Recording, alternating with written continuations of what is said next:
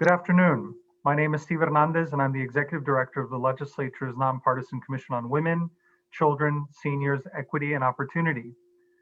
We are here today for a very special sneak peek at an upcoming workshop led by the Immigrant History Initiative through the leadership of our mental health expert, Dr. Jenny Wang, and parent leaders of the West Hartford Parent Community Diversity and Inclusion Group. Today we're going to focus on that upcoming workshop, which is entitled Talking Asian American Identity and Racism, a parent workshop. The workshop will take place on January 22nd, 2021, and it's sponsored by the Connecticut Humanities Council. We will have link information and registration information on our Facebook website, so you should be seeing that shortly.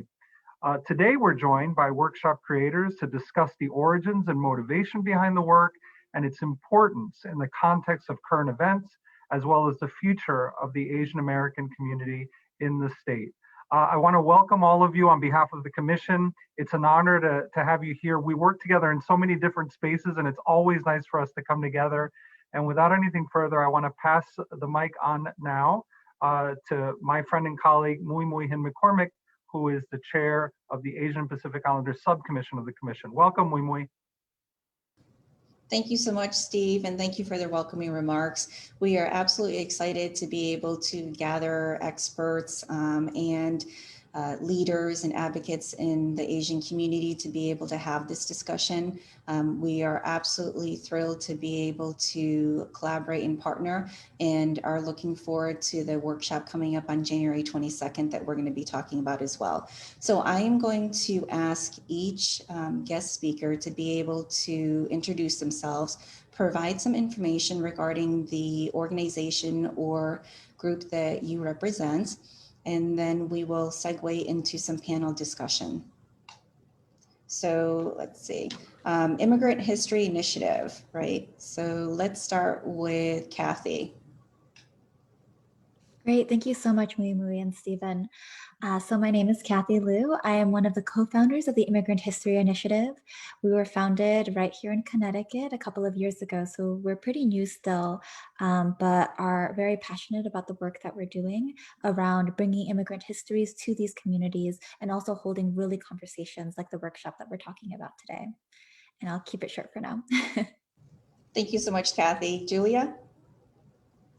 Hi, everyone. I'm Julia Wang. I'm the other co-founder of the Immigrant History Initiative. I think I can just, Kathy kind of said everything I wanted to say, but I'll just say that we started in 2018 as a nonprofit organization while Kathy and I were in law school at Yale.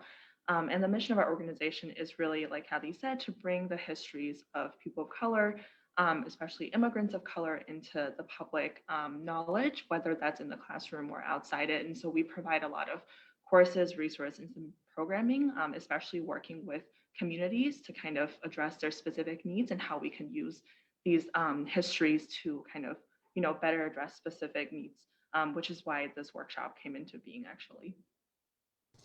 Great, thank you, Julia. So now we will segue into some information regarding the West Hartford group. So Yukio? Great, thank you so much for this opportunity. My name is Yukio Ida, and I am a parent leader from West Hartford, and I am one of the founding members of the West Hartford Parent Community Equity, Diversity, and Inclusion Groups, which started at just one elementary school back in 2017, and then has since grown to encompass over 10 elementary school, middle school, and high school connections within our district. And just wanted to thank the Commission again, because the way that I connected with Immigrant History Initiative was through a forum like this back in June, along with the I Am Not a Virus campaign. So this is a great opportunity and brings it full circle. So thank you for the opportunity. Thank you so much, Yukio. And then Gigi. Hi there. My name is Gigi Bellin. I also want to thank everyone for bringing our group together so we can talk more about the workshop and this important work. I am also a parent leader within West Hartford and part of the West Hartford Parent Community Equity, Diversity, and Inclusion Groups. For short, we call it EDI. because it's such a mouthful. And, you know, what brought Yuki and I to this is that we have been involved in some parent empowerment and leadership programs in our community, including Yukon PEP and PLTI, which is sponsored by the Commission on Women, Children, Seniors, Equity, and Opportunity. So we are delighted to be here and be part of this whole thing. So thank you. Thank you so much, Gigi. I also wanted to recognize some of our Asian Pacific American Subcommission commissioners. We have Umesh Vig, who's also joining us, and we also have Ji Tong, who's also joining us. So thank you, everybody, for taking time out of your busy day to be able to really participate, you know, in this important discussion. So before I start asking the panelists some questions, you know, one of the first things that we're going to talk about is just current state of the Asian American Pacific Islanders, you know, in Connecticut and nationally as well, too, right? So here are some statistics coming from the U.S. Census, quick facts back in 2019. Connecticut is comprised of a little over 3.5 million for population. We, meaning the Asian American population, represent a little over 5% of Connecticut population. Some additional information to include regarding our, you know, various communities. We have a very high number of individuals and families where English is a second language. So in the census question that's asked, 5 years or older who do not speak English very well, national statistics back in 2017 have indicated that the Asian American community has indicated this. There is 48.9%, so almost 50% of Vietnamese that do not speak English well in the United States, almost 45% of Chinese that answered they do not speak English well, almost 21% of Filipinos, almost 19% of Asian Indians. And then the next question, you know, that census also covers is English is, you know, a second language or you're not fluent in English for Asian Americans. It is almost at 33% for Asian Americans. For Asian Americans that speak a language other than English, we are almost at 75%. So as you can already see, these numbers are pretty alarming in the sense of the work that we need to do to be able to make sure we are adequately providing services in a cultural and linguistic manner to be able to service all of our diverse populations. So I think, you know, what I wanted to start with is just providing each of the guest speakers an opportunity to talk about the current state of the AAPIs in Connecticut. So Kathy, do you want to take the lead on this one? Sure, I can start off. I think I can speak specifically kind of to the pandemic context because I feel like that's really the context that is on all of our minds right now. And so just thinking specifically about COVID-19 and the rhetoric that has been flying around, like the Chinese virus, like the Kung flu, et cetera, I think intuitively many of us understand that it has had a big impact on the way that Asian American communities are viewed and are even talked about by people in the highest positions of power. So I have some numbers here as well. And I think these statistics really help to crystallize this intuitive sense we get that the COVID-19 pandemic is changing some things very tangibly for our communities. In New York City, the Commission on Human Rights reported between, I believe, March and May of last year in 2020, there was an approximately 200-fold increase in the number of racially motivated hate incidents involving Asians and Asian Americans. And this is in comparison to that very same time period in 2019, a year ago. And a coalition of API-oriented nonprofits across the country found that between March and August 2020, so 6 months during the pandemic, there were over 2,500 reports of anti-Asian discrimination across the US. And I also want to emphasize that this number is almost certainly an underestimate just because the regional distribution of these nonprofits, the most well-resourced nonprofits serving APIs are on the East and West coasts. And so we're almost certainly underestimating the number of hate incidents that may be occurring in places in the Midwest or the South or other regions of the United States. And then finally, I want to note that there was a more recent report published in the fall, so a couple of months ago, surveying Asian and Asian American students, which found that 1 in 4 Asian and Asian American students reported some form of identity-based bullying or racialized incident at school or from their classmates during the pandemic. So it's a huge issue. And I also think that when I tell the statistic to people, particularly other adults, it's a very startling number. And the survey was actually conducted by other students. And so I think you're going to get a very different answer when a peer asks a student versus when someone in a position of authority, like a teacher or even a parent, asks their child. And that is a very big reason why we wanted to put in the time and energy to having this workshop, because I think it's a really critical time to be equipping parents with the language and with the strategies of how to tackle these really difficult topics, oftentimes in households where you might never have really talked about race in a very explicit way before. That's great. Thank you so much, Kathy, for sharing those statistics as well. I mean, I think it's really important in order for us to be able to address some of these issues that we are talking about and will continue to talk about. We have to be able to have the resources and education and facts to be able to know what we need to put into place. So much appreciated. Julia? Thanks, Mingwei and Kathy. I don't have, I think, too much to add to what Kathy has said. I think one thing that has been really heartening, I think, in all of this since the pandemic started, right, is to see that there is growing visibility about the issues of the Asian American community, and especially in Connecticut. I mean, the reason we're all here, as Yukio mentioned, is that we got connected through another event hosted by the commission and kind of hosted by another great organization, I Am Not a Virus, that was started, I think, as a reaction to the pandemic. So I think you're seeing kind of people really challenging, right, sort of a lot of the kind of racism and attacks the Asian American community has faced since the start of 2020. But of course, you know, I think a lot of these things require the context to think about why is it happening now and what is kind of this say about sort of, you know, US history. Maybe I'm biased, you know, coming from the organizations that I am, like, what does it say, you know, about kind of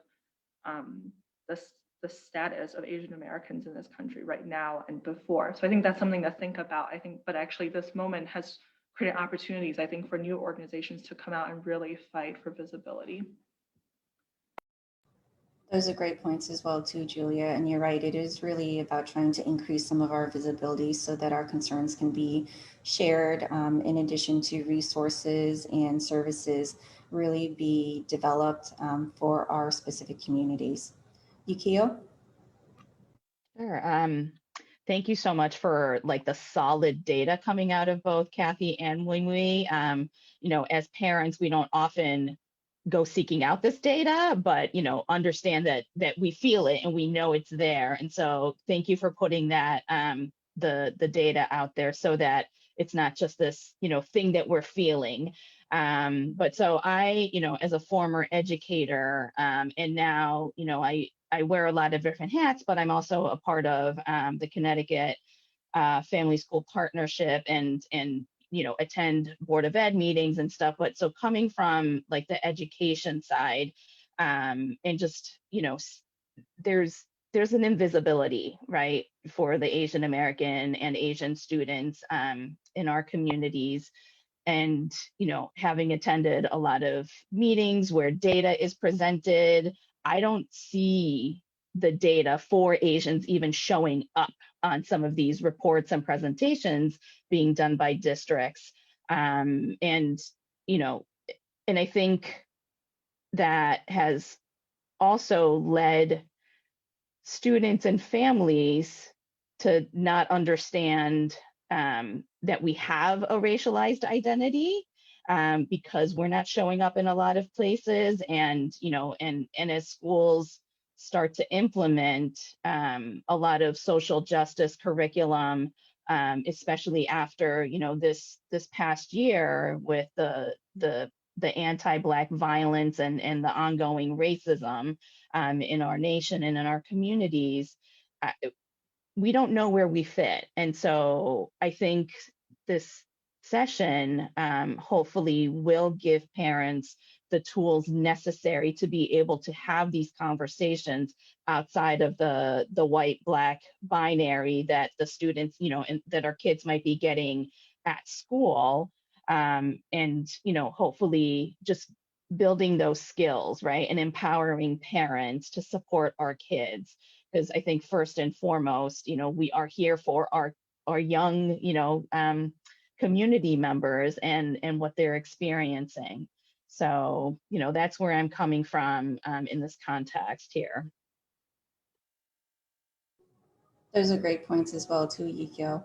And what you're talking about with racialized identity. I mean, I think sometimes people aren't really familiar with certain terms. So I think it's wonderful that we are able to bring up some concepts and terms that our communities really are very familiar about, and for other communities to learn what those are and the meaning behind it, and then also the barriers that it might, impact some of our communities and some of the work.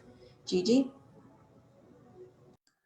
Thank you. Well, I was thinking, it's great to have all the data and look at it from a meta view, but even thinking about it more personally, or what our students are feeling in the classroom or in space, in their general space, that sometimes Asian or Asian American students don't even know what racism looks like, or they can't even name it. Like when something happens to them, they don't have the language to notice it, report it, and talk about it, because we haven't given them those tools. Or even parents don't even know how to talk about it with them.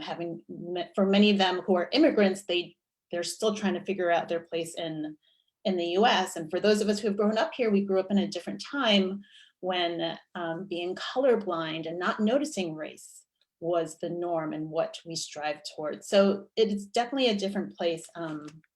And especially here in Connecticut, I think it is hard, because even in schools where there is a prominent Asian American population, the focus when you're talking about racism is still about anti-Black racism. So this sort of broadens the conversation a bit more. Yeah, wonderful points as well too, Gigi. I mean, I think, part of the issue for us is, number one, creating visibility and bringing light to issues. And then the other piece is, what do you do about it, right? What are the next steps? What can we actually do? What can community members do? What can families, parents do to be able to really advance some of this work and also address some of the issues that have been going on? The racism piece and identity and all this stuff has been occurring for decades and centuries. It really hasn't been until recently where we are now able to talk about some taboo things like this, right? Race, identity. I know personally for me, growing up in Connecticut, not being born here, these conversations were not happening in the home, and I had no role models to be able to search and seek and see. I think a lot of times our children and adolescents and teens, they look for other people that can reflect their community that they're coming from. And when you don't find that, you really do have an increased, feeling of isolation, and that a lot of people don't understand. So I am absolutely thrilled to see each of you at the table. The work that, all of you do is so important, but to be able to offer this to the next generation and our youth is so critical. There are people that are able to advance and take action and do, work when it comes to social justice. So to have our children see faces like ours is crucial in this work. Next question, I think, for each of you is, why is this work important? Why is it important to you? And I guess overall, collectively, why is it important? Kathy? Yeah, I think Julia and I, we think about this question all the time because it's really so personal to us. And Mui, what you shared about your own childhood growing up, searching for your own community, and when you don't find it, feeling that sense of isolation, I think it really resonates with me. And I think it is I don't want to use the term universal, but I think it's a very common experience among Chinese American and other Asian American youth across the United States. I think a lot of what the Immigrant History Initiative tries to do is to reconnect the youth with these histories, because at least when I was growing up, I think it felt, obviously, you know, being a little bit self-centered as a teenager, but it feels a little bit like you're the first person going through this and you don't really know how to navigate these really complex racial dynamics, and you don't even have the language to articulate how you're feeling. And I think what is so powerful about this history is it reminds us that we A, are not alone, but B, that there have been people who have walked this path before us, that there have been community leaders and organizers and activists in Asian American history in the United States that just don't make it into the textbooks, that we don't have the opportunity to talk about in schools, and oftentimes with parents who don't know the knowledge themselves. And so that is, I would say, my personal stake in this. And I think just talking to parent leaders like Yukio and Gigi, understanding what kind of need there is for a workshop like this. And I know when Julia and I were putting it together, we were thinking a lot about how to make it accessible to immigrant parents, because I think oftentimes immigrant parents can be very cut off from workshops like this because of the language needs, right? Like Mimi was talking about, so many parents simply don't have the English language abilities to be able to fully engage with workshops like this, where we're using a lot of like pretty unfamiliar terminology. And so we're really working hard to make sure that we have live interpretation for these workshops so that everybody really can participate. Thank you so much, Kathy. Yeah, I think, you know, history is a huge component to where we are, right? We have to be able to learn from history. We have to be able to take opportunity in the future to be able to change history that really we don't want to repeat. So that has a huge kind of component to what we're trying to do. Before I ask Julia to comment, thank you, Warner, for the reminder. So if, you know, folks are viewing on Facebook, please feel free to add your questions and, you know, share some comments as well so that we can incorporate into this discussion. Julia? Thank you. And I think, you know, I kind of echo everything that Kathy said. And just one thing, maybe it's helpful to give a little bit of context of how we started to do this workshop. So IHI, the Immigrant History Initiative, works with a lot of organizations and communities on the East Coast, where I think there actually has been really vibrant Asian American history for the last 200 years. And in the workshop, you will learn about that in Connecticut specifically. But I think, you know, where there's a lot of need that, you know, maybe isn't able to be articulated or addressed, you know, because of limited resources, et cetera. And so the reason we wanted to do this workshop, I think directly was kind of first in response to COVID-19 and all of the anti-Asian kind of sentiment that was really proliferating in the US and actually across sort of many different countries. And so we were asked sort of to provide some resources and kind of guidelines for parents on what to do if they saw their child get attacked in public for being Asian, or if their child saw them or one of their relatives. And I think that kind of gives you sort of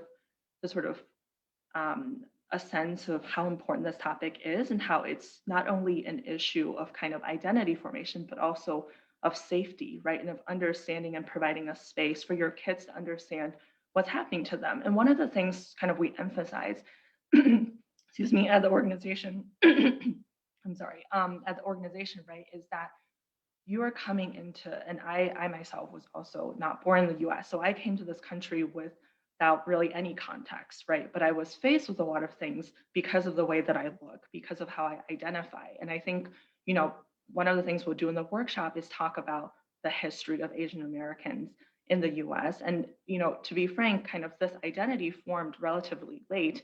And it's something that, you know, activists and kind of advocates have worked on for decades and decades to kind of form. And I think because sort of immigration patterns have kind of drastically changed in the 20th century, that means, like Kathy said, a lot of people are disconnected from this history, but this history actually, you know, provides a lot of understanding And I think you really need that understanding to even begin a conversation, right? To even begin to address what's happening to you in the day-to-day with racist incidents, microaggressions, et cetera. So that's why, for me, it's so important to kind of provide this broader context to build an understanding. Absolutely. I think when each of you are sharing, it seems like there's a mutual kind of consensus that we absolutely understand what, each person is saying and can agree to that. So I think another point, Julia, that you really bring up is safety. I mean, one of the huge pieces that we all need to be concerned as adults, as parents, is our kids' safety. And when some of these activities and aggressions are happening where we are not there to be able to assist in that, our parents need to be able to know what actions and rights they have and what rights their children have to be able to protect themselves. Thank you. Yukio? Sure. I think for me, when we, like you said, you didn't have role models and what this looked like to be a proud Asian and Asian American in this, in this country. And I used to teach at a high school that had an Asian American history course for high school kids, and there was also an Asian Pacific American club, and the youth, right? They are so on top of it, and they were the ones that really taught me how to be, an Asian and really be proud of it. And so I feel like, our youth might already have the tools, but it's us parents that need to be, up to their same level of understanding, and how we see each other in our communities as Asians, supporting other communities of color or any other marginalized identities. So I think, there's what everyone has been saying. There's so much truth in that, right? And in our safety, and our having the need for role models, as immigrants, really understanding the history of Asian Americans before we got here, so that we can understand what's happening to us. And so I feel like this whole thing is just about all of us. And I there's no emotion. Like, I'm just so excited that there are so many of us here, even on this screen, that are invested in coming together as this Pan-Asian identity in our state, and looking out for each other and making connections and supporting our youth. So many things, so many feelings. Wonderful. Thank you so much, Yukio. And, you definitely brought up that piece of our children, adolescents, youth, teenagers. They are more advanced when it comes to certain things. And this piece may be one of them. Technology definitely is one of those pieces. But I think you're right. I think, right now, the next generation after us, they have much more opportunity because we're creating it, right? We are creating space. We are creating safe space for them. We are creating opportunities for them to be able to be proud of who they are, regardless of what they look like, where they come from. And because there are more opportunities like this for them to get those experiences, it absolutely helps, create that strong foundation that they need. Gigi. So for me, this is very personal. I am raising biracial children, and I think I personally am going to get so much out of this workshop just learning about the history from Julia and Kathy. And we've brought on a mental health expert, Dr. Jenny Wang, and she is going to help us parents make sense of our own identities and our experiences, so that, having better self-knowledge ourselves, we can better help and support our own children. I think I have been at a loss of how to explain some of the things that happened, that is happening and has happened to my own children, because much of the discussion around racism in our country is around anti-Black racism. And so they couldn't quite grasp it. So even my 5-year-old twin boys, when I was talking to them about being Asian, and it was like, well, but I thought we were half Filipino. And I was like, well, we're also part of this bigger thing. And it's such a social construct that it's hard to explain to such young kids. So I'm excited that this workshop will give us some of these tools to help us better work with our own children. And I do agree with the youth activists. I feel like I'm learning from their own like Instagram accounts. They're teaching me about how to go forward in this world as a Asian American. So I think they're awesome. Yeah, you also bring some, great points as well too, Gigi, just of how does this fit into the context of what we are facing right now in Connecticut and as a nation, right? And globally as well too. So I'm actually going to go backwards in the rotation of, speakers, and I'm going to ask you, Gigi, to kind of expand in your thoughts when it comes to that. So the work that we're doing, the work that each of you are doing, this workshop coming up next Friday on the 22nd, how does this relate to what is currently going on?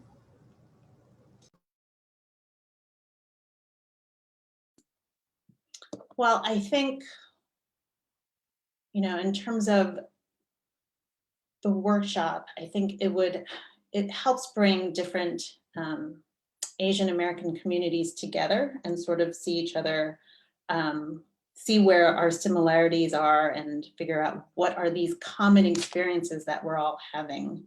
And I think, even just recently thinking about the election and how like there was more of a push to bring out more of the Asian American voters, about how they really looked at how they can expand outreach and not just look at us as like one big amorphous group, but as like people who have different needs and like looking at different communities within and what the needs were within the community. So I think there's just been more, as things have gotten harder in some ways, like it's almost shed a light on how different some communities are, but the similarities that bring us all together. I think that's almost an oxymoron, but kind of works. Yeah, that's absolutely relevant, Gigi. And I'm so glad that you touched on the point about election, right? So here's some additional kind of statistics for us to just ponder and think about during our conversation as well too. So this information can be found on AAPI data. One of the questions that they did, so what they did was they conducted a survey back in 2018. And they really were trying to just gauge what the voting climate would look like for various communities. The Asian community was one of those that they really surveyed. And one of the questions, how concerned are you, if at all, that the answers you provide to the 2020 census will be used against you? So, after collecting survey results, the Asian Americans were the ones that rated extremely concerned at almost 25% of people that answered the survey. Another, question that was asked,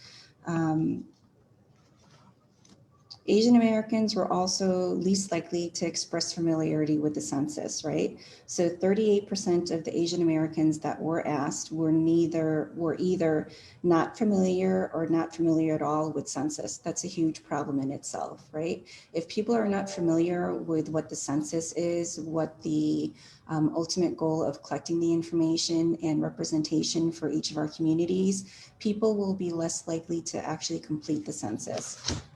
So there's always that debate and conversation of, is the census accurate? Is the census accurately collecting all of the different communities that are out there? And I think just from this survey alone that AAPI data did, it can bring a lot of questions to the table as to if it was a good representation of the Asian community. Another question that they asked, how concerned are you, if at all, that the answers you provide to the 2020 census will be used against you? Once again, Asian Americans were the ones that answered extremely concerned at almost 25% as well. So I think we still have a lot of work to do when it comes to civic engagement. and educating and informing about, why it's important to vote. And then also just providing that information so that each individual can come to terms and kind of make their own decision. So let's go with Yukio. The work that you're doing right now, this workshop, how does it relate or apply to, what's currently going on in the nation? Sure. I think I think in PLTI, we talk about this too, about understanding yourself to be able to understand your community or understand your family, and like that circle growing bigger and bigger of your understanding and where you fit. But, we, because our Pan-Asian identity is so diverse, right? But yet there are similarities. And so we need to understand that, and that we can come together as like a coalition of, all the different Asian identities and have power in politics and be able to move things. And I think we haven't often had the chance to have like a civics lesson for Asian American empowerment recently, in the East Coast. I feel like, the West Coast is a totally different story, it seems like, when it comes to, community organizing. But, this is so important in us understanding each other, understanding our identities, understanding that we do have power to make change. And youth are a big part of that. And so I think this is absolutely necessary right here and right now so that we can move forward in, pushing our own agendas, but also coming to support other groups and their fights for, the access that they need to be successful in our community. So we certainly, this is a great timing for it. We definitely need it. And we'd love to have more. Exactly. Yeah, I think, this is just kind of like the beginning, right? Introduction of what is to come. And I think each of you have really touched upon this quite already, in the sense of finding your own identity, coming to figure out who you are as youth. Get older, they, want the independence and want to be able to have some autonomy. And I think one of the concepts that I feel like continuously are barriers for our communities is, the perpetual foreigner concept, right? This concept is, regardless of if our kids are born here or if you were born here, because you look Asian, you will never be American first. When people are interacting with you, or when they are, coming to their own conclusion, they are always going to see us as Asian first versus American. So I think the perpetual foreigner concept needs to be spoken about much more. It also needs to be brought to the forefront so that we can address when it is happening. Something common that I'm sure each and every one of us have heard of is, I get that question of, where are you from? And for me, I'm not from Connecticut and I'm not from the United States, so I can answer. But I also know of other family or colleagues, who were born in Connecticut. And when they say they were born in Connecticut or the United States, the next question is, no, really, where are you from? So that just continues and continues because, once again, the person asking is not understanding and seeing and coming to a conclusion already before getting to know the person. So let's go with Julia.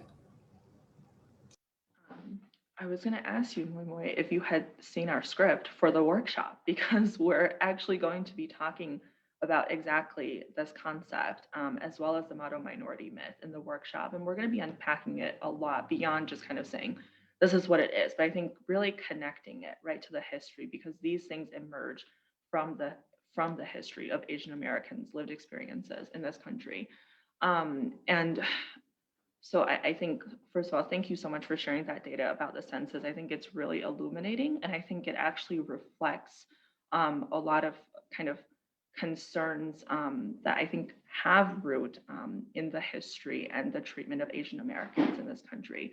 What I will say kind of in response to your question, because I think Yukio and Gigi really articulated it very well, is, this is a really kind of challenging time for the United States. And I think there are a lot of these conversations about Americanness and belonging and who should be here and who shouldn't, and who has claim to this country and who doesn't. And I think for Asian Americans, that's been a question that's existed since, we first sort of Asian Americans first came to this country in the, like the 1800s.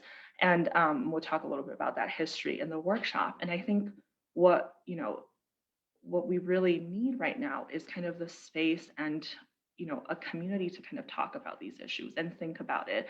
And I think this workshop and the work that IHI does is to provide that space so that people can think about it, right, from the perspective of being Asian American, whether or not you've thought about this identity for years and decades, or you've never thought about it until now. And that's okay, because we're going to provide you some of the context to help you think about it, right? Because, you're not going to spend like weeks and days studying this history, but we can kind of provide it, like Kathy said, in this really accessible format, so it can be a part of how you think about yourself.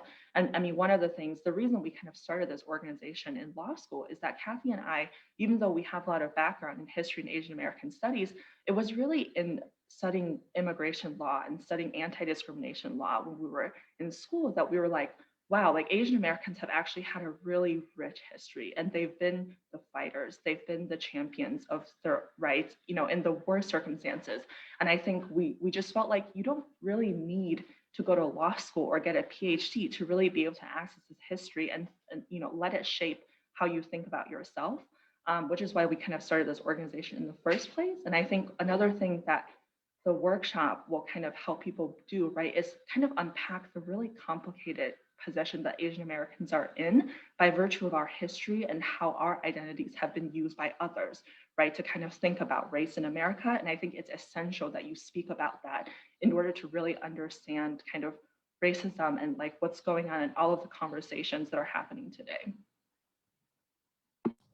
That's great. Thank you so much, Julia. So, just as a reminder, we are really talking about an event that will absolutely be helpful to a lot of people.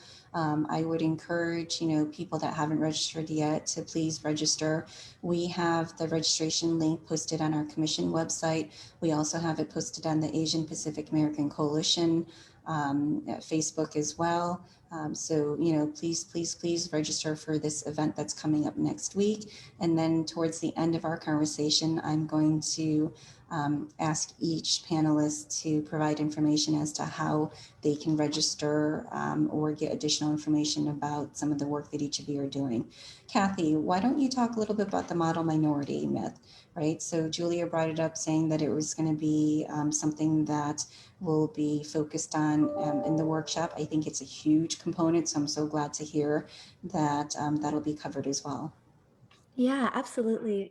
I feel like we are just so on the same wavelength. I know we've said this multiple times throughout this forum, but I was just thinking about the model minority myth and how I wanted to talk about it. So just like a very brief crash course on the model minority myth. It's this myth that started in the late 1900s that depicted Asian Americans as the quote unquote model minority, meaning that we were doing better than other people of color in the United States, that we were seeing more success on the education front, attaining higher levels of degrees, that we were seeing more success on the economic and the job front, that we were generally higher income. And so I think all of these factors together really contribute to these complex racial dynamics around being an Asian American, because we have historically been used as a wedge minority. And what I mean by that is that we've been used as a wedge against other minorities because we have been held up as an example of, well, look, they did it, so why do you need the help? Why do you need the extra services? And I also want to tie this back to Mui Mui's point about the US Census and about how such a high percentage of Asian Americans said that they were very concerned that this information might be used against them. And I think part of this is because data in some ways has been used as a weapon against many minority groups, including the Asian American community, because if you look at a lot of the statistics of different states, I mean, my background is in New York, but if you look at the statistics about how they allocate their social service grants, a very, very small percentage are allocated to groups that specifically serve Asian American groups, much, much, much smaller than the actual population ratio of Asian Americans in New York. And I think a large part of that is tied to the model minority myth, this idea that we don't need services. But in actuality, Asian Americans are among the fastest growing group of undocumented immigrants. So when we say Asian American, it's such an umbrella term. It encompasses so much diversity, even though I think a lot of people maybe joke that they can't tell us apart, right? But there's so much internal diversity within the group. And a lot of the times this data is used to kind of paint us in broad strokes, and it diverts funding and services away from where they are sorely needed. So anyway, I feel like I'm going off on a little bit of a tangent there, but it's such an important concept to understand, because I think oftentimes we ourselves buy into it. I think there's this very damaging myth that Asianness is akin to or adjacent to, or sometimes even the same as whiteness, when that is simply not the case. And I know, I don't want to get like too political here, right? But I think the insurrection of what happened at the Capitol is at the forefront of many people's minds, and we are still trying to recover from what happened. And I think it's such a clear indicator that white supremacy is not going away in our country, and that all of us have a responsibility to kind of learn this history and think and educate ourselves as people of color, as white people, as people who don't want the injustices of the past to be revisited today. Well stated, Kathy, and I think you're right. It's hard for us not to reflect on and think about what happened on January 6th, because it is going down in history. It's history that we really don't want in there, and we don't want it repeated. Our children are witnessing history at the forefront, right? The COVID pandemic, and now January 6th. So they are really, history is being made with them, and years later, decades later, they will be able to then, hopefully take this information and grow and have their opportunities, and be able to also learn from what has been done. I think, all of us have our own thoughts and feelings regarding what took place. And I think it's important for us to be able to have those conversations. Once again, that's another topic that's taboo, right? Having conversations, just being able to have a dialogue about that and share feelings is taboo in the family, is taboo in the professional setting. And I think we need to shift our culture to make it where we are able to have those safe conversations. We can still agree to disagree, but we need to be respectful and be able to hear each other out, and then ask those curious questions as to why a person is concluding that way, or why a person, believes in a certain way, or is able to, think that this is appropriate or this isn't appropriate. I am being mindful of time, so I can go on for hours with each of you regarding this topic, and it seems like we kind of segued into additional things as well. So I think the last question I'm going to ask each of you, because I want to be able to leave our viewers on a very positive note, right? What is the future state of the Asian Americans in Connecticut and on a national level that you would like to see? So let's continue, and we'll go, Gigi, let's hear from you first. Well, even I'm thinking about how you asked nationally, but I was just thinking about locally. I was born here and I grew up in New York, and there was a small Filipino community there. So I did feel a sense of community belonging, but having moved to Connecticut, I feel there's a loss there for my own kids, because they don't get to see other kids that look like them or share some of the same cultural background. So what I hope is that moving forward, there will be more identification with other Asians within our community and within Connecticut. I think, you know, it is powerful to see yourself reflected, not only, you know, in the classroom, but in books and in movies and around us. And I feel like there has been a movement towards more representation, which makes me very hopeful. I just shared, there was an Instagram post about a half Filipina actress who was in all these things that my kids saw. And I was like, oh, I just found out she was half Filipina. That was awesome to share with them. She was in, now I'm just telling you all I watch with my kids, but I watched High School Musical, the musical on Disney Plus with them. And one of the actresses in there is half Filipina. So I feel like that representation matters. So I'm really hopeful moving forward that in seeing ourselves reflected, that there will be more of an acknowledgement of how American we all are. So. Great point, absolutely. You know, seeing us reflected in our community and the larger collective is huge. Being able to have that sense of belonging and feel that people do understand just by looking at them is huge for our children as well too. Yukio? These are really hard questions, Mui, and really large. I don't know that I can think on a national scale just yet, because I feel like, you know, a lot of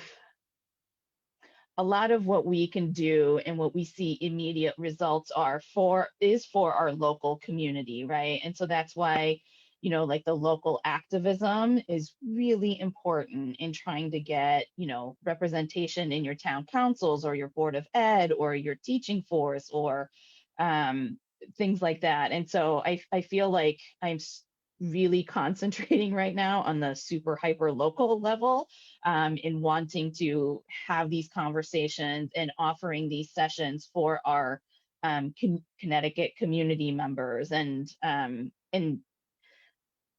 I don't know how I went down this rabbit hole, but, you know, speaking of data, the Rotor Foundation, this report was from back in like 2014, but, you know, the Asian population was named as an emerging population in Hartford County, right, along with the Latina population. And so in this report, it says there has been a 65% growth in population since 2000. I mean, that is a huge jump. And yet, I don't know where we are. Like, I don't know where to look to for my Asian community, and make those connections and build those relationships so that we can, you know, create a local community that is really supportive of each other and our experiences. So, you know, I'm just hoping that locally, through this workshop, more people will come out of the woodwork and like connect and relate to each other, and that we can hopefully make some movements locally too. That's a great point. And I think that question is that $1 million question. Where is everybody that looks like me, right? We are such a small state geographically, but it seems like, you know, if you're asking somebody to travel from New Haven to Hartford or, you know, vice versa, people kind of take a step back and are like, oh, that's so far. But in reality, it's not that far. Yeah, so it's very true. I think a lot of our communities isolate and don't know where to reach out to, or don't know, you know, that they have a neighbor or a neighboring town with a larger Asian population that they can reach out to. So this work is definitely critical to be able to bring more awareness to that. Julia? I think I don't have a ton to add. I think Gigi and Yukio have said some really great and really important things. I think from the perspective of the Immigrant History Initiative and the work that we're doing, I mean, there's a lot to be hopeful for. I mean, the Asian American community, the identity, all of this sort of is evolving very rapidly. And I think as you've seen kind of in the national election and even with the Georgia runoffs, right, like we are kind of becoming much more sort of represented and much more, I think, significant in kind of sharing our voice and being a part of the electorate and participating kind of in American democracy, right, and in civic engagement. And I think one of the things that I would like to see, and I think is really important, right, is to continue to have programming like this. I think to continue to support this work, but also create new spaces for this work to be done, especially I think with a specific focus on Asian American communities. So I'll kind of leave it off with that. Absolutely. You know, what we really hope the commission trying to partner with each of you is really to bring more awareness and to really promote a lot of different activities and events that each of you are hosting or working on. It's so important for us to be able to make sure that this information is accessible and available to everybody. So I can't say enough that people who haven't registered for January 22nd need to register for the workshop. Once again, the Commission Facebook page has it listed. The Asian Pacific American Coalition Facebook page has it listed. I'm sure you know, each of your organizations also have a website and have that information listed as well. Kathy? Yeah, thank you so much, Maimui. This has been such a great conversation. And I think, like Julia said, I don't have too much to add. I guess when I think about this question, it's almost too much to think about it on a systemic level. I find myself just thinking on the micro level and kind of these generational divides. I think about seeing my mom gutted after experiencing racial incidents at her workplace. I think about myself growing up, trying to understand these microaggressions and why it made me feel so bad, but not knowing who to talk to about it. And I mean, I don't have children yet, but I guess what I would hope for in the future is for my child to understand where they came from. If something happens at school, to have people they are comfortable with and trust to go to and know that they will understand because they are learning the stories and the narratives of other Asian Americans who came before them. And that as a parent, I would have the language necessary and the skills necessary to support my child through growing up as a person of color in the United States. That's wonderful. And I think you're absolutely right, Kathy. It's to be able to provide that information to our parents so that they know what steps they can take, where they can go, what supports are available to them, what resources are available to them. You know, without a doubt, I think we all do this work because of a personal reason, in addition to our own professional growth and development. But we are all connected to this work because of our own personal experiences and the struggles that each of us have shared, and not wanting the next generation to have to go through that alone. So I think, you know, once again, I can't thank each of you enough for all of the work that you're doing and that you're continuing to do, the partnership with the commission that you are you know, having with us is wonderful. So kudos to everybody, and I'm sure viewers watching will also be able to have gained something out of this conversation, whether it was a new learning opportunity of a statistic that they may not heard, or just some of the cultural nuances from our communities.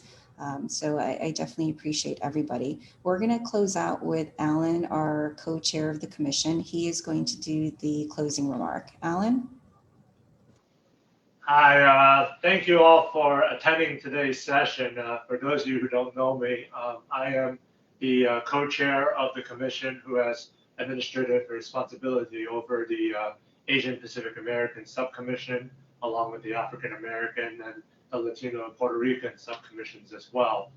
I just wanted to note that this is a very important conversation about what it means to be an Asian American here, not just in the United States, but here in Connecticut.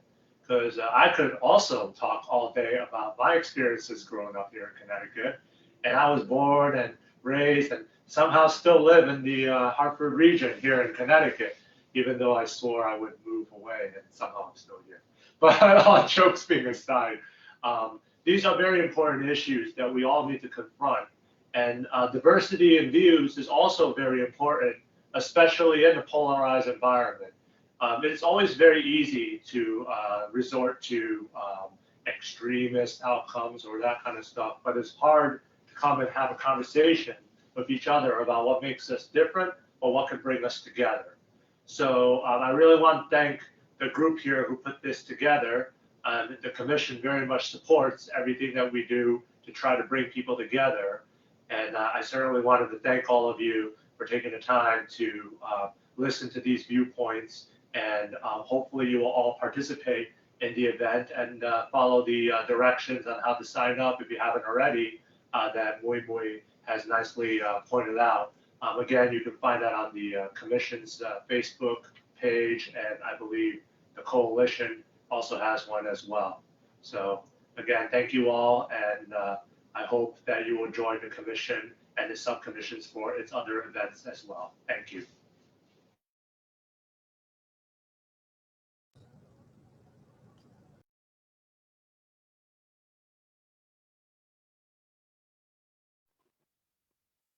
Thank you all. I just want to give a final goodbye. We will be posting this video on our Facebook Live.